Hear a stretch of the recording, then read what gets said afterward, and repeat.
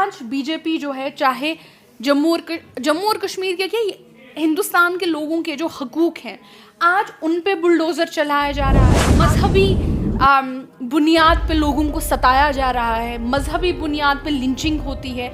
जो लोग लिंचिंग करते हैं, भारतीय जनता पार्टी के कैबिनेट मिनिस्टर्स जाके उनको गले लगाते हैं। आज बहुत ज़रूरी है देखना कि कश्मीर में कौन सी पॉलिटिकल पार्टियां खड़ी होंगी आज बीजेपी के खिलाफ, और कौन सी पॉलिटिकल पार्टियां जो है बीजेपी के साथ रह के अपने घरों में रहेंगी और ऐलान करेंगी कि वो बीजेपी हैं। अस्सलाम वालेकुम नाज़रीन, आप देख रहे हैं ग्रोइंग कश्मीर और मैं हूं आपके साथ रुफ़ाइदा मंजूर। जैसा कि लगातार हम देख रहे हैं कि नेशनल कॉन्फ्रेंस पर सवाल निशान हर तरफ से उठ रहे हैं, और अगर देखा जाए तो सवाल निशान ये भी उठते हैं कि पिछले 70 सालों से ख़ानदानी राज चलाया तो आज तक लोगों के लिए क्या किया, सिर्फ और सिर्फ लोगों को धोखे में रखा। और कुछ दिन पहले ही भारत जोड़ो यात्रा पर भी कई सारे सवाल निशान नेशनल कॉन्फ्रेंस पर उठे। बिना वक्त ज़ाया किए हम सीधे चलते हैं नेशनल कॉन्फ्रेंस की स्पोक्स पर्सन इफ्रा जान के पास और उनसे जानेंगे इन सारे मुद्दों पर कि उनका इन सारे मुद्दों पर क्या कहना है। सीधे सवाल पर आते हैं और यही जानना चाहेंगे कि जिस तरीके से लगातार नेशनल कॉन्फ्रेंस को निशाना बनाया जा रहा है कि पिछले 70 सालों से हुकूमत में है, पिछले 70 सालों से ख़ानदानी राज चला रहे हैं, लोगों के लिए आज तक क्या किया है, चाहे वो लोगों की डेवलपमेंट की बात हो, चाहे वो पीएसए की बात हो, चाहे अफस्पा की बात हो, चाहे किसी भी डेवलपमेंट या किसी भी चीज़ की बात हो, लोगों के लिए आज तक क्या किया है।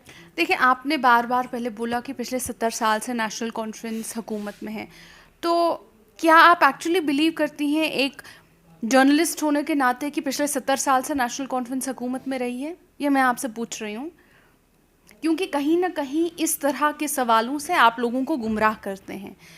पिछले 70 सालों में से 23 ईयर्स, तो 20 साल नेशनल कॉन्फ्रेंस हुकूमत में रही है, और 50 साल जो है नेशनल कॉन्फ्रेंस के खिलाफ जो पॉलिटिकल पार्टियों को खड़ा किया जाता था, वो पॉलिटिकल पार्टियां हुकूमत में रही हैं। चाहे उसमें बख्शी साहब हों, सादिक साहब हों, वो मीर जाफ़र, मीर कासिम वाली सियासतदान हों, वो लोग जो हैं 50 साल तक हुकूमत में रहे हैं।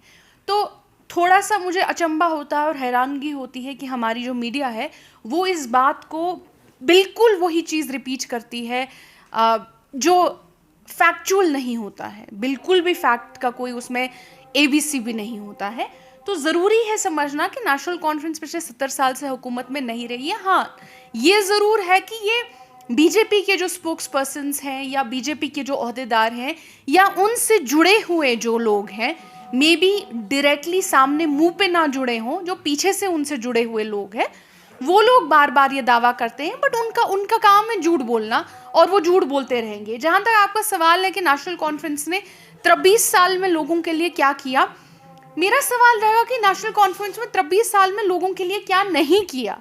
आपके जो यहाँ पे जम्मू और कश्मीर के बड़े अस्पताल हैं, स्किम्स, सोवरा जिसको हम कहते हैं, SMHS की मेन रेनोवेशन, SMHS एक छोटा सा हॉस्पिटल था, वहाँ से हॉस्पिटल, जितने आपके डिग्री कॉलेजेस बने, आपकी स्कॉस्ट यूनिवर्सिटीज़, एग्रीकल्चरल यूनिवर्सिटीज़, आपके बगलिहार पावर प्रोजेक्ट जहाँ से आपका पूरी बिजली इस टाइम पे आती है, 23 साल में नेशनल कॉन्फ्रेंस में क्या नहीं किया।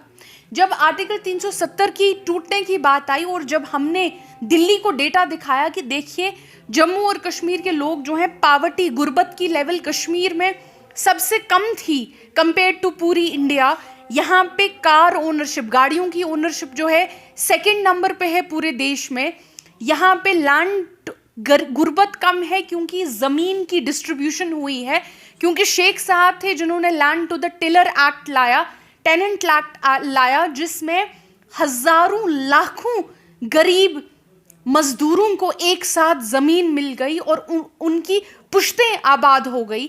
आज जब आप बाहर जाती हैं और देखती हैं कोई सड़क पे नहीं सोता है, ये शेख साहब की देन है। जब उन्होंने वो बिल लाया, land to the tenant act, उस बिल में गवर्नर ने, उस वक्त के गवर्नर ने वो बिल 22 टाइम्स रिटर्न किया, 22 टाइम्स कहा कि हम इस बिल को पास नहीं करेंगे, लेकिन शेख साहब ने पास करवाया। उसके बाद 20 साल तो शेख साहब करीबन जेल में ही रहे। वो किसी पर्सनल रीजन की वजह से तो जेल में नहीं रहे थे ना। ऐसा तो नहीं था कि शेख साहब ने कोई लोन लिया हुआ था या शेख साहब ने कोई क्राइम किया हुआ था कि उस वजह से वो जेल गए। वो जेल क्यों गए 20 साल? क्योंकि वो यहाँ की आवाम की बात करते थे। अगर वो यहाँ की आवाम की बात नहीं करते, वो भी खुशी खुशी उन्होंने 70 साल राज किया होता। लेकिन अगर बात करें यहाँ पर कि पीएसए नेशनल कॉन्फ्रेंस की हुकूमत में आए तो और उस सवाल ये है कि उमर अब्दुल्ला साहब ने एक खिताब में कहा कि मैं अगर हमारी हुकूमत आई तो मैं पीएसए को वापस लूंगा। फिर पीएसए को लाया ही क्यों गया? पहली बात तो मुझे समझ नहीं आता ये सवाल जो पीएसए पे उठा है। आप लोगों से मैंने कभी अगर आपका जो स्टैंड प्रिवेंटिव डिटेंशन लॉज पे है, पीएसए जैसे लॉज पे है, तो आपका स्टैंड जो है यूएपीए पे भी होना चाहिए। अगर आप सच में पीएसए की बात करते हैं तो आप यूएपीए की बात भी करनी चाहिए। तब मैं मानूंगी कि आपका जो स्टैंड प्रिवेंटिव डिटेंशन पे है वो प्रिंसिपल्ड स्टैंड है। जब आप पीएसए की बात करते हैं जिसमें ज़्यादा से ज़्यादा एक इंसान को 6 महीने जेल रखा जा सकता था, लेकिन यूएपीए में आप करीबन 10-15 साल जेल में होते हैं। आप यूएपीए की बात नहीं करते क्योंकि बीजेपी जो है पीएसए नहीं लगाती, वो पीएसए को बहुत सॉफ्ट लॉ मानते हैं। बीजेपी यूएपीए लगाती है और हज़ारों की तादाद में यूएपीए लगाई है। कहीं ना कहीं मैं समझती हूँ कि आपका या जो भी जिस भी इंसान से सवाल आता है, क्योंकि ये बहुत सारी पॉलिटिकल पार्टियों से सवाल आया है, उनका जो मंशूर है वो यहाँ की आवाम की भलाई नहीं है, वो प्रिंसिपल्ड स्टैंड नहीं है प्रिवेंटिव डिटेंशन पे, वो एक अनप्रिंसिपल्ड स्टैंड है। वो बीजेपी को बचाने की कोशिश करते हैं, अदरवाइज वो बीजेपी से भी सवाल करते हैं यूएपीए के मुताबिक। अब इसको छोड़ के अब आप सवाल करते हैं। पहली बात तो ये टिम्बर स्मगलिंग के लिए लाया गया था और इसमें जो पीएसए हमने देखा है उसकी अमेंडमेंट्स हुई। हमारा लॉ जो था पहले आया था वो बहुत सॉफ्ट लॉ था। इसमें 1985 में जब हमारी हुकूमत नहीं थी, एक बी टीम जैसी हुकूमत थी जो दिल्ली ने उनको खड़ा किया था, उन्होंने 1985 में इस लॉ को इतना ज़्यादा स्ट्रिंजेंट बनाया और हमने फिर 1985 में इसको स्ट्रिंजेंट बनाया ही गया था ताकि नेशनल कॉन्फ्रेंस के जो अहदेदार हैं, वर्कर्स हैं, उनको इस लॉ में बंद किया जाए। उसके बाद फिर नेशनल कॉन्फ्रेंस ने 2011 में इसमें अमेंडमेंट्स लाए और इसको डिटेंशन पीरियड इसका 6 महीने कहा कि ज़्यादा से ज़्यादा आप 6 महीने इसमें जेल जा सकते हैं, 6 महीने के बाद आप इसमें जेल नहीं जा सकते। उसके बाद 2013 में उमर साहब ने खिताब में कहा कि अब जम्मू और कश्मीर में हालात बिल्कुल ठीक हो गए हैं। अब इस लॉ, इवन दो हम ही ने उसको अमेंड करके उसके वो सारे स्ट्रिंजेंट एक्ट्स हटा दिए थे, उसके बावजूद 2013 में उमर साहब का बयान था कि अब जब हमारी हुकूमत आएगी उसके बाद हम इस लॉ को हटाएंगे। उसके बाद बहरहाल 2014 में हमारी हुकूमत आई नहीं। लेकिन मेरा सवाल आपके चैनल के थ्रू, मीडियम के थ्रू रहेगा उन 2 इंसानों से, अल्ताफ बुखारी साहब से और सजाद गनी लोन साहब से। विद ऑल ड्यू रिस्पेक्ट मैं उनसे पूछती हूँ कि जब 2014 से 2018 तक आप लोग, आप दोनों शख्स बीजेपी की हुकूमत में, बीजेपी की अलायंस की हुकूमत में आप दोनों सीनियर मिनिस्टर्स थे, तो 2014 से 2018 तक क्या हज़ारों पीएसए नहीं लगे सजाद लोन साहब की क़यादत में और अल्ताफ बुखारी साहब की क़यादत में सीनियर मिनिस्टर्स थे? क्या आपने एक बार एक प्राइवेट मेंबर्स बिल पास किया कि पीएसए को हम हटाएंगे? नहीं पास किया। जब सजाद लोन साहब ये आके कह सकते थे कि मुझे हुकूमत बनानी है और मेरे पास बीजेपी के सारे एमएलएस का सपोर्ट है, जो लेटर उन्होंने सत्यपाल मलिक को लिखा था, जो पब्लिक लेटर था, जब आप बीजेपी के लेजिस्लेटर्स का सपोर्ट अपनी हुकूमत बनाने पे ला सकते थे, आप पीएसए हटाने पे भी ला सकते थे। क्या आपने कभी पहल की पीएसए को हटाने की? इतने बड़े बड़े मिनिस्टर होके पीएसए को हटाना तो दूर की बात, इन लोगों की हुकूमतों में हज़ारों पीएसए लगे हैं। आज क्या सवाल सिर्फ, मुझे आप एक बात बताइए, क्या सवाल सिर्फ नेशनल कॉन्फ्रेंस से पूछे जाएंगे? नेशनल कॉन्फ्रेंस ने 20 साल हुकूमत की है। नेशनल कॉन्फ्रेंस के जो खिलाफ लोग रहे हैं, मीर सादिक, मीर कासिम, जिनको बख्शी, जिनको बार बार दिल्ली खड़ा करती थी, उन्होंने 50 साल हुकूमत की है। हमें ही सिर्फ जवाब देना है पिछले 23 साल का। कभी उनसे जवाब आप नहीं लेंगे कि 50 साल में क्या हुआ? बिल्कुल, सवाल सबसे होंगे, सवाल सबसे होंगे, सबसे जवाब मांगते हैं, सबसे जवाब मांगते हैं। होते आपने शायद देखा नहीं होगा, लेकिन सबसे सवाल होते हैं और सब जवाब देते हैं। अब यहाँ पे सवाल ये है कि सवाल हमारे से किया जाता है, बताइए नेशनल कॉन्फ्रेंस से 70 साल क्या किया? कभी आप बख्शी साहब के घर गई हैं और कहा बताइए आप लोगों ने 70 साल क्या किया? कभी जो सजाद लोन साहब के फादर हैं, आज तो आपने पता नहीं सुना कि नहीं सुना, दुल्लत साहब ने बहुत सारे इल्ज़ाम उन पे लगाए हैं कि जब वो सेपरेटिस्ट थे वो हमारे साथ एक कहीं ना कहीं जुड़े हुए थे। ये दुल्लत साहब कहते हैं जो रॉ के चीफ थे। आपने, मुझे नहीं पता, उनका इंटरव्यू किया होगा, क्या आपने सवाल उनके पास लिया?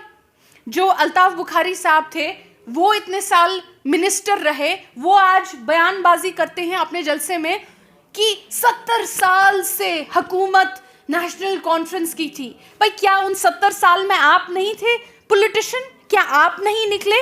क्या सिर्फ जवाब हम एक एक सांस का जवाब नेशनल कॉन्फ्रेंस को देना है 70 साल की?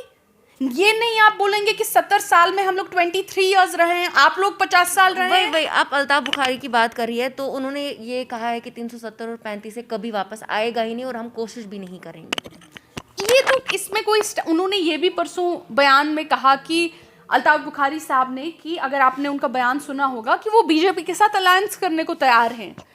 एक चैनल से बात करते हुए उन्होंने कहा कि हम तो तैयार हैं बीजेपी के साथ अलायंस करने में, और ये तक बोला कि उनको क्या कोई बीमारी लगी है, हम उनके साथ अलायंस नहीं करेंगे। तो इसमें हैरानगी किसको होती है मुझे समझ नहीं आता। और एक चीज़ जो बार बार बीजेपी की तरफ से आता है कि 370 वापस आएगा नहीं। हमने कहा कि हमने कब बोला कि हम गन उठाएंगे उसको वापस लाने के लिए? हमने कब कहा कि हम तशद्दुद करेंगे?